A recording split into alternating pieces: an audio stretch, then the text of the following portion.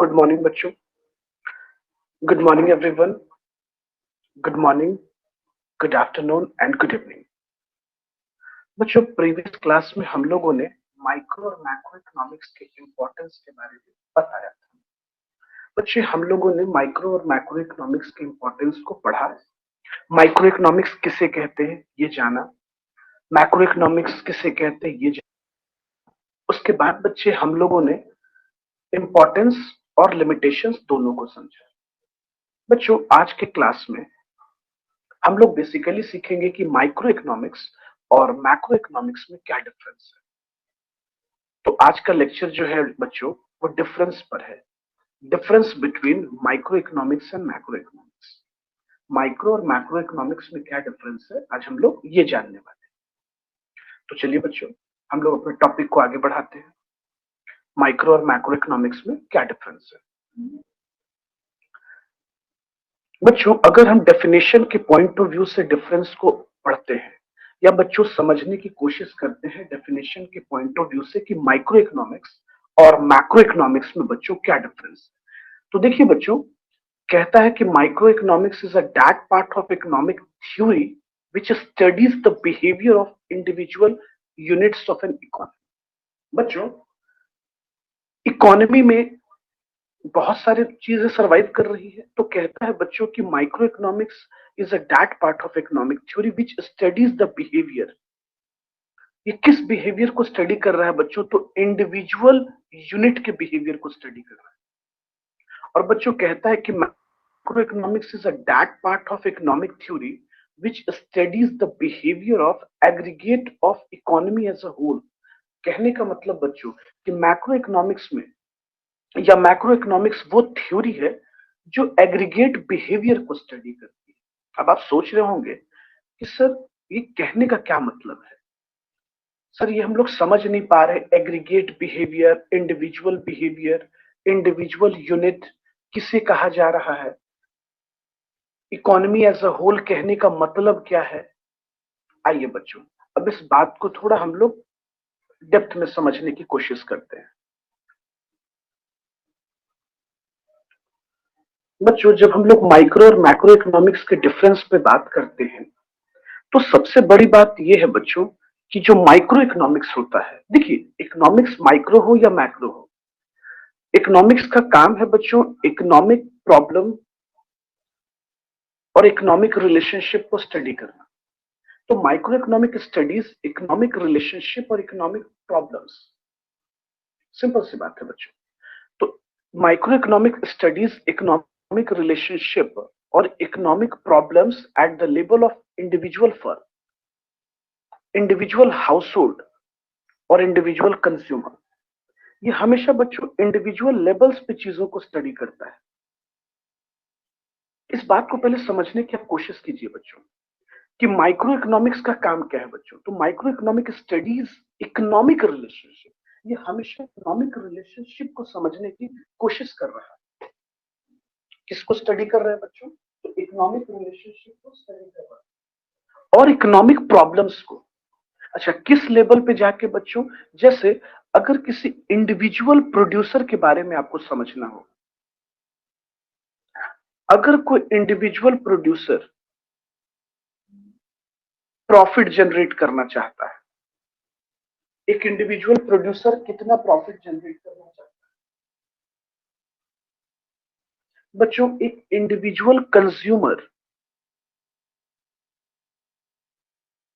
Individual consumer maximum satisfaction चाहता है। तो बच्चों कहा जाता है कि माइक्रो इकोनॉमिक्स हमेशा जो भी इकोनॉमिक प्रॉब्लम्स होती है, आर्थिक समस्या, उसको इंडिविजुअल स्तर पे समझने की कोशिश करता है बच्चों। एक इंडिविजुअल हाउस होल्ड की क्या समस्या है, उसको समझने की कोशिश करता है बच्चों। जबकि अगर हम मैक्रो इकोनॉमिक्स पे बात करें तो macro economic studies economic relationship और economic problem at the level of economy as a whole, ये पूरी इकोनॉमी को स्टडी करने की कोशिश करती है बच्चों। मतलब इकोनॉमिक रिलेशनशिप और इकोनॉमिक प्रॉब्लम को स्टडी तो करता है बच्चों, किस लेवल पे जाके? तो होल इंटायर इकोनॉमी को स्टडी करने की कोशिश करता है बच्चों। जैसे बच्चे अगर हम लोग आर्थिक समस्या पे बात करें कि सर आर्थिक समस्या इकोनॉमिक प्रॉब्लम क्या है, यहाँ कहने का मतलब जैसे बच्चों problem of choice, problem of choice बच्चों एक बात समझिएगा, ये प्रॉब्लम ऑफ चॉइस तो दोनों के लिए हो सकता है बच्चों। अगर हम बात करें एक इंडिविजुअल पर्सन की, एक इंडिविजुअल फैमिली की, तो उसके लिए भी हो सकता है। और बच्चों अगर हम पूरे देश के एंगल से पढ़ें तो पूरे कंट्री के लिए हो सकता है प्रॉब्लम ऑफ चॉइस। तो सवाल है कि सर ये प्रॉब्लम ऑफ चॉइस जनरेट क्यों होता है? सिंपल सी बात है बच्चों, जैसा कि हम जानते हैं कि हमारे पास जो रिसोर्सेज है वो लिमिटेड है। रिसोर्स क्या है बच्चों? तो रिसोर्सेज हमारे पास लिमिटेड है बच्चों। अब रिसोर्स लिमिटेड है और वांट्स आर अनलिमिटेड है, तो प्रॉब्लम ऑफ चॉइस क्रिएट हो जाती है। ये जो प्रॉब्लम है ये तो हर स्तर पे हम पढ़ सकते हैं ना, ये पूरी इकोनॉमी के लेवल पे भी जाके पढ़ सकते हैं। पूरे देश के लिए भी प्रॉब्लम ऑफ चॉइस है और एक इंडिविजुअल के लिए भी प्रॉब्लम ऑफ चॉइस है। बच्चों अगर हम बात करें इकोनॉमिक इश्यू पर, जैसे बच्चों रैपिड फॉलिंग ऑफ अनएम्प्लॉयमेंट,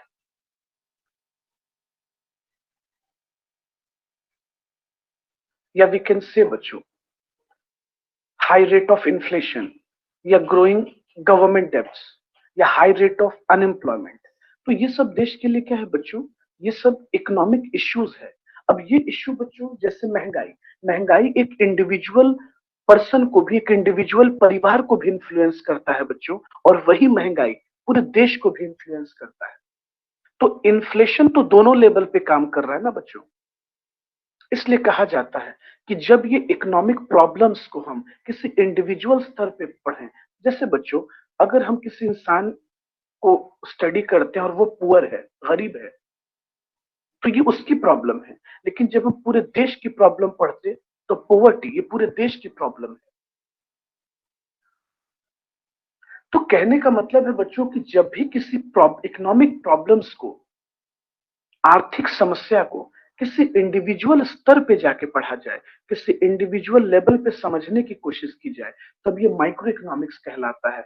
और जब हम इसी प्रॉब्लम्स को, जब इसी इकोनॉमिक प्रॉब्लम्स को इंटायर इकोनॉमी के लेवल पे जाके पढ़ने की कोशिश करते हैं, इंटायर इकोनॉमी को समझने की कोशिश करते हैं, तब ये मैक्रो इकोनॉमिक्स कहलाता है बच्चों। इसलिए देखिए बच्चों, कहा जाता है माइक्रो इकोनॉमिक्स के बारे में कि it is the study of particular industry.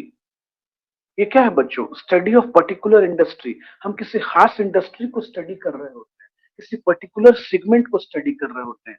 लेकिन बच्चों अगर हम बात करें मैक्रो इकोनॉमिक्स पे, तो it is the study of economy as a whole. हम इसमें इंटायर इकोनॉमी को समझने की कोशिश करते हैं बच्चों, इंटायर इकोनॉमी को समझने की कोशिश करते हैं, इंटायर इकोनॉमिक की प्रॉब्लम को स्टडी करते हैं बच्चों, इकोनॉमिक इश्यूज को समझते हैं, इकोनॉमिक प्रॉब्लम्स को समझते हैं। आइए बच्चों, एक सबसे रिमार्केबल पॉइंट हमारे पास एक और है, वो ये बच्चों, the purpose of micro economics is to analyse the market and determine the price levels of commodity. हम क्या करना चाहते हैं बच्चों? तो purpose of micro economics is to analyse the market. हम इंटायर मार्केट को एनालाइज करना चाहते हैं बच्चों, और डिटरमाइन द प्राइस लेवल, किसी कमोडिटी में कितना प्राइस, किसी बच्चे किसी पर्टिकुलर मार्केट में एक प्रोडक्ट का कितना प्राइस होना चाहिए। इसलिए बच्चों माइक्रो इकोनॉमिक्स को थ्योरी ऑफ प्राइस कहा जाता है। Micro economics is known as theory of price. यही कारण है बच्चों, क्योंकि माइक्रो इकोनॉमिक्स के अंदर हम मार्केट को एनालाइज करते हैं, और अलग अलग मार्केट में, जैसे बच्चों परफेक्ट कंपटीशन हो गया, मोनोपोली हो गया, मोनोपोलिस्टिक हो गया, ओलिगोपोली मार्केट हो गया, तो अलग अलग मार्केट में, अलग अलग मार्केट सिचुएशन में बच्चों किस मार्केट में किस कमोडिटी का क्या प्राइस होना चाहिए, प्रोड्यूसर इसको स्टडी करता है माइक्रो इकोनॉमिक्स में। इसलिए हम लोग इसको थ्योरी ऑफ प्राइस कहते हैं। और जबकि बच्चों the purpose of macro economics is to maximise the national income and economic growth. बच्चों मैक्रो इकोनॉमिक्स में हम लोग क्या स्टडी करते हैं? ज्यादा से ज्यादा नेशनल इनकम को इंक्रीज करना। नेशनल इनकम के बारे में पढ़ते हैं। नेशनल इनकम को किस तरीके से इंक्रीज किया जाए, प्रोडक्शन एक्टिविटी और प्रोडक्टिव एक्टिविटी कैसे बढ़ाई जाए, इकोनॉमिक ग्रोथ किस तरीके से इंक्रीज किया जाए। इसलिए बच्चों हम लोग मैक्रो इकोनॉमिक्स को theory of income and employment कहा जाता है। Theory of income and employment.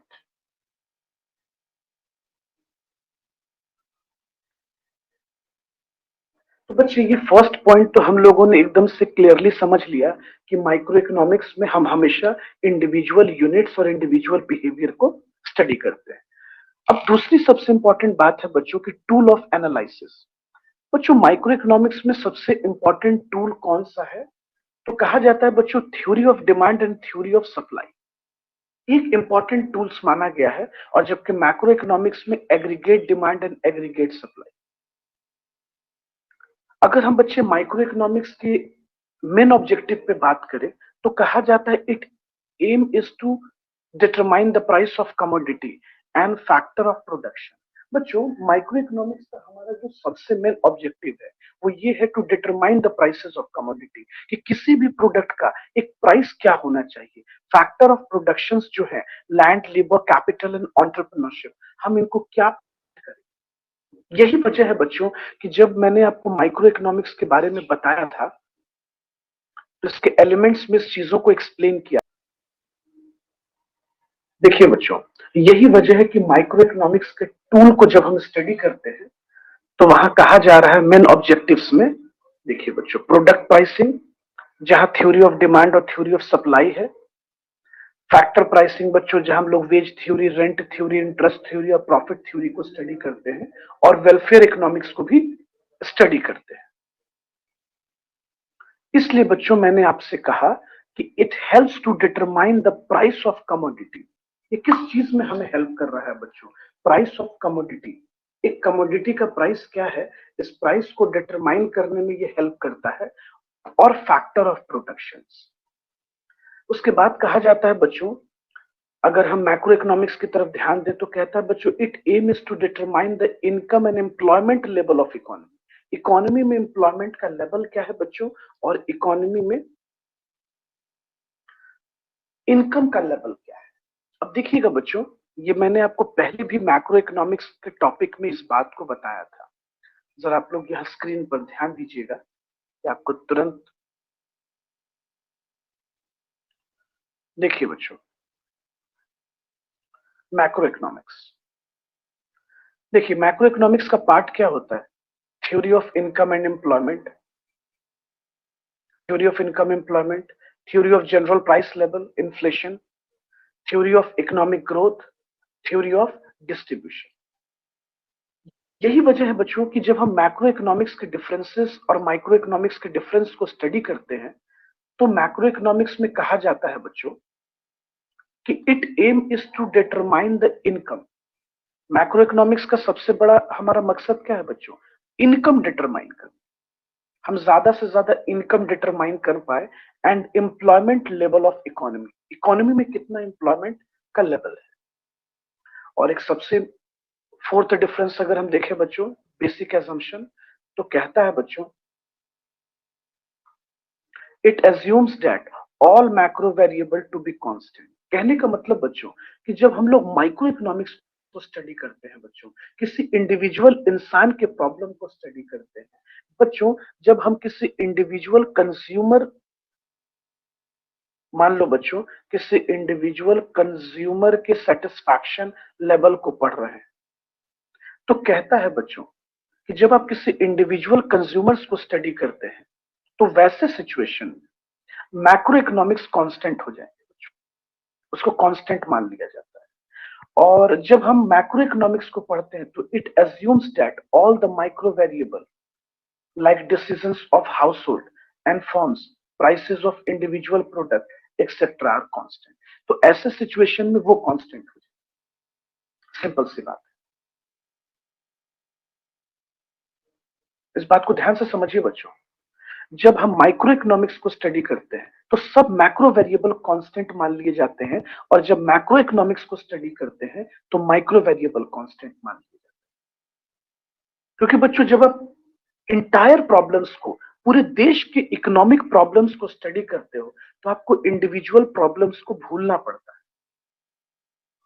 और लास्ट बट नॉट लीस्ट बच्चों, बहुत इंपॉर्टेंट है, it is also known as price theory. इसे हम लोग प्राइस थ्योरी भी कहते हैं और it is also known as income and employment. इसे हम लोग इनकम एंड एम्प्लॉयमेंट भी कहते हैं। ओके, आइए बच्चों, और इसको हम लोग थोड़ा डेप्थ में समझने की कोशिश करते हैं।